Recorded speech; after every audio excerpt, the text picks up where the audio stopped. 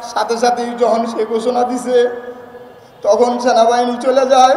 এর 2 মিনিট পরেই ওর এই সন্ত্রাস বাহিনী নির্মমভাবে হত্যা করে আমার ছেলেকে এনে। পরে ওই সেনাবাহিনীর রিকোয়েস্ট করছি যে ভাই আমাদের এখানে অনেক লোক মারা গেছে, আপনারা যাইতে পারবেন না, এখানে গোলাগুলি চলতেছে, আপনি ওইখানে গুলি থামান, পুলিশরা গুলি করতেছে, গুলি করে নির্মমভাবে অনেক লোক মারা যাইতেছে, মারতেছে। তাকে অবস্থা আমি সেনাবাহিনীর গাড়ির পিছে পিছে থানার গেটের সামনে যাই, দেখি নির্মমভাবে অনেক লোকজন পড়ে থাকে লাশ হয়ে। আমি ওদের দেখে আমার মাথা ঘুরে পড়ে যাই।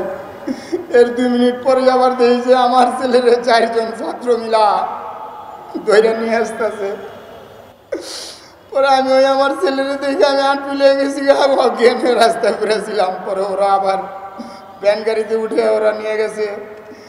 আমি সবার কাছে একটাই চাই যে এই ফেসিড সরকারের হত্যাকারীর বিচার হোক, আমরা যাতে এই বিচার দেখে যেতে পারি।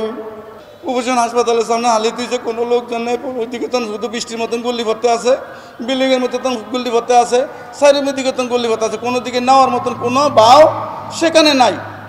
যারা লাস্টে একটা আমারই পরিচিত লোক সাহস করে একটা ভ্যান গাড়ি লয়ে আইছে, আয়া ওই কিছু লোকের হাসপাতাল বসে আমরা নিয়ে যান তাড়াতাড়ি। আমরা তাড়াতাড়ি ভ্যান গাড়ি তুড়িয়া লয়ে পর দিছি, দেখি যে ফিসিতে গুলি ঠাস ঠাস আওয়াজ দিতে আছে। যারা লাশ পরিমাণ লয়ে গেলাম বাসায় নিয়ে, সেখানে কিছু আয়োজন হয়েছে, কয়েক বছর দোয়াইছে, দোয়ানোর পরে বলছে যে কবর দিতে কোনো কবর দিতে দেয় না। গেলাম বাসতলা, সেখানে দেয় নাই। গেলাম ওই আতর ভাই কবরস্থানে, সেখানে দেয় নাই। গেলাম বেড়াইত, সেখানে দেয় নাই। গেলাম নাওরা, সেখানেও বাধা। এই লাশ মাটি দেওয়া যাবে না পোস্টমর্টম ছাড়া। আমি না, আমার বাবার আমারও পোস্টমর্টম করতে হবে, আমার বাবার আমি পোস্টমর্টম করে মাটি দেব না। আমার বাবার আমি পোস্টমর্টম করে মাটি দেব না, আমি পোস্টমর্টম করব না। আমার দরকার আমার জেতা আসি, আমি জেতা আমার পোস্টমর্টম করব, তবু আমার বাবার গায়ে আছে দুটো দেব না। কারা কারা পবিত্র আওয়ামী লীগ করে তাদের মুখে দিয়ে চাইলে বলা যায় যে তারা আওয়ামী লীগ করে, হ্যাঁ, কিন্তু এর আগে ধরতে পারি না। কিন্তু আওয়ামী লীগ করে কারা সেদিন বলতে পারছি যে তারা কারা নিমহারামের দল। তো আমার ছেলে মারা যাওয়ার পরেই আমি একটাই ঘোষণা দিছি যে 18 কোটি মানুষ যদি শান্তি থাকে, তো আমার ছেলে যদি চলে যায় তবে আমার কেমন দুঃখ না।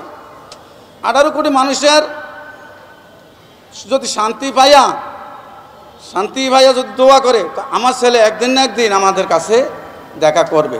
তুমি কান্দো না, তোমার কান্দার দরকার নেই। আমার 18 কোটি মানুষের জন্য শহীদ হয়েছে, 18 কোটি মানুষের দোয়া আমার ছেলে সন্তানের যারা শহীদ হয়েছে